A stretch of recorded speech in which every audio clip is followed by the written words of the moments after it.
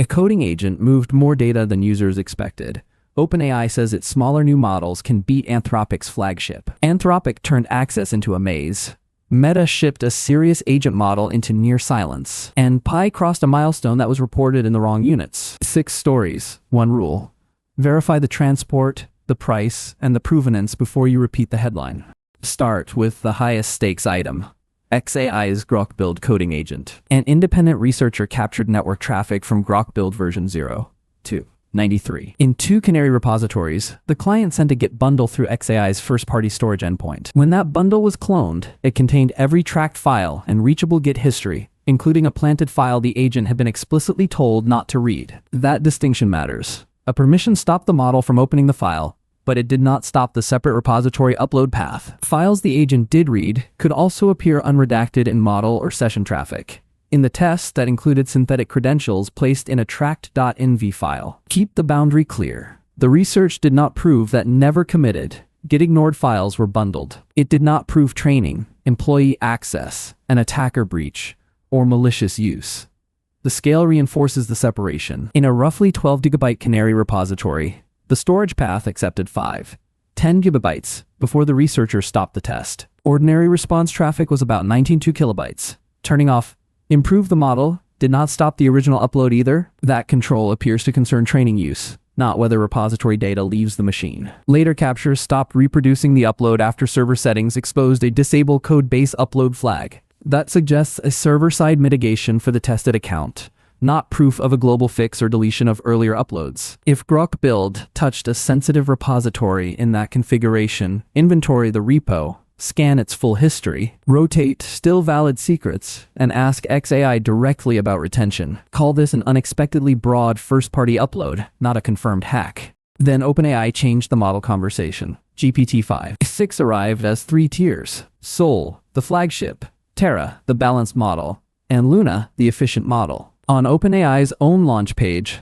Sol scores 80 on the Artificial Analysis Coding Index 2, 8 points above Claude Fable 5, while using less than half the output tokens, taking less than half the time, and costing about 1/3 less. OpenAI says Terra performs just above Fable 5, while Luna outperforms Opus 4, 8, each in roughly 1/3 of the time, with about half the output tokens and around 1/4 the estimated cost. That is why GPT-5.6 stole the headline, but labeled the evidence correctly.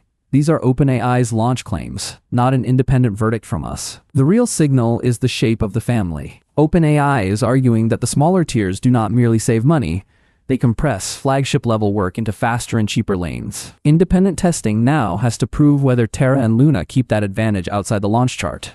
While OpenAI simplified its story into 3 lanes, Anthropic made its customer map harder to explain. Fable 5 launched broadly, disappeared under an export control order, then returned with tighter classifiers and temporary subscription access. The included access cutoff moved more than once. Even during the promotion, users could spend only up to half of their weekly plan limit on Fable before switching models or buying usage credits. And available meant different things on different surfaces.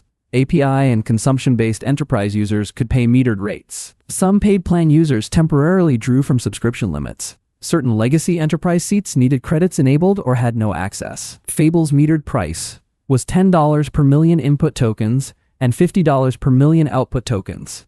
The naming adds another layer. Fable 5 and restricted Mythos 5 are the same underlying model with different safeguards and access programs. Some requests selected as Fable can automatically fall back to Opus 4.8 when classifiers trigger, so the confusion is supported. The stronger accusation is not. There is no evidence here that Anthropic deliberately misled customers or secretly weakened Fable. The product map simply split into too many variables: model name, underlying weights, safety configuration, plan entitlement, credit balance, and fallback routing.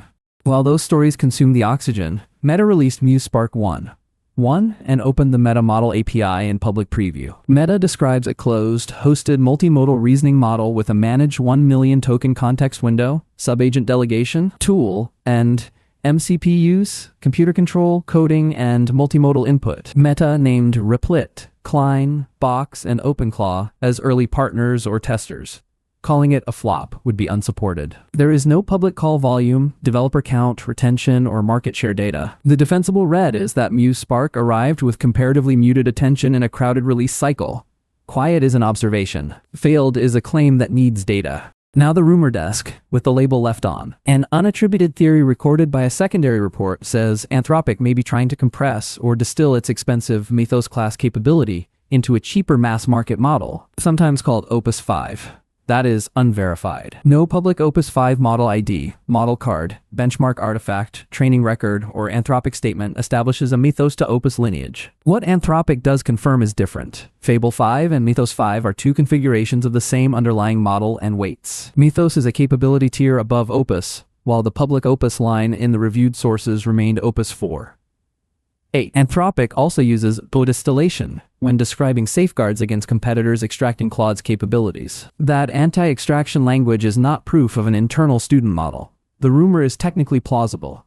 Plausibility is not provenance. Keep Opus 5 distilled from Mythos in the speculation column until a first-party disclosure or credible artifact appears. Finally, a correction that makes the milestone more impressive, not less. Pi, the minimal and extensible coding agent harness in the BadLogic Pi mono repository, did not merely pass 70,000 downloads. It passed 70,000 GitHub stars. The NPM package separately recorded nearly 885,000 downloads in one complete week. Those are different signals. Stars measure developer attention or bookmarking. NPM downloads count package fetches, including continuous integration, repeated installs, bots, upgrades, and downstream tooling, not unique humans. Neither number equals active users. Together, though, they show serious interest in a small agent harness that supports interactive, print, JSON, RPC, and SDK use.